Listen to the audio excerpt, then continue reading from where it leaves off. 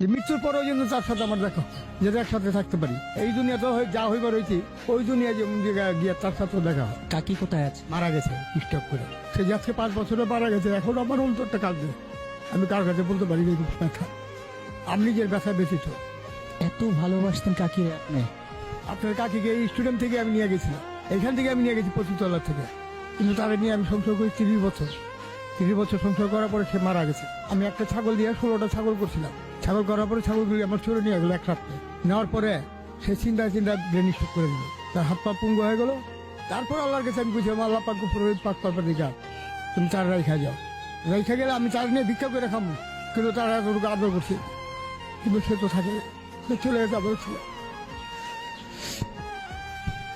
কাকিকে এত বেশি ভালোবাসতেন কেন? কারণ তারা ভালো আছে এই কারণে, তারও এক অসহায়, আমিও অসহায়। তা আমার ছাড়া সে নাই, তারা ছাড়া আমি নেই।